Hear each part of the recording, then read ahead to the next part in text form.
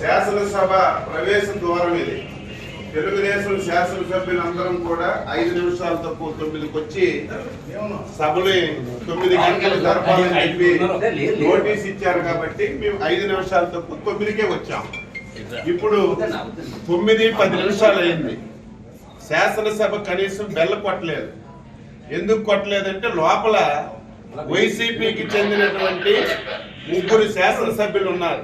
అంటే ఈ ముఖ్యమంత్రి మీద, ఈ ప్రభుత్వం మీద వైసీపీ శాసనసభ్యులకి ఏం నమ్మకం ఉందో ఈ రోజు ఈ శాసనసభ సాక్షిగా ఈ రోజు తెలిసింది.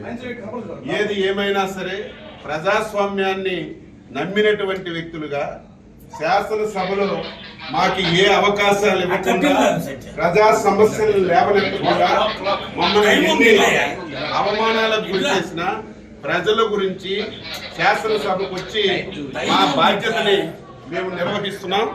ఇంత దారుణం ఎప్పుడు కూడా లేదు. 9-8 నిమిషాలు అయింది.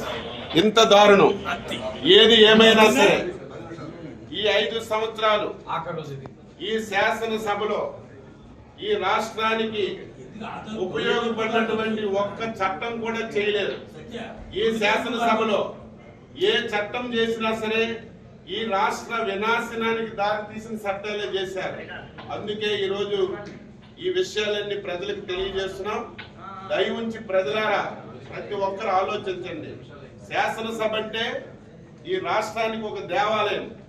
5 కోట్ల మంది ప్రజలకి న్యాయం చేసినటువంటి సభ ఈ సభని ఇంత దారుణంగా తయారు చేశారు.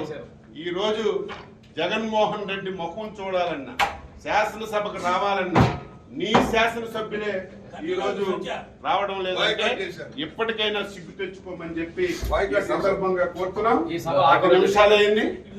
మేము ప్రజాస్వామ్యాన్ని నమ్మిన వాళ్ళగా శాసనసభని గౌరవించాలని 5 నిమిషాల తక్కువ 9కి వస్తే నీ అధికార పార్టీ సభ్యులు ఒక్కరు కూడా రాలేదంటే బుద్ధి తెచ్చుకో జగన్మోహన్ రెడ్డి అని చెప్పి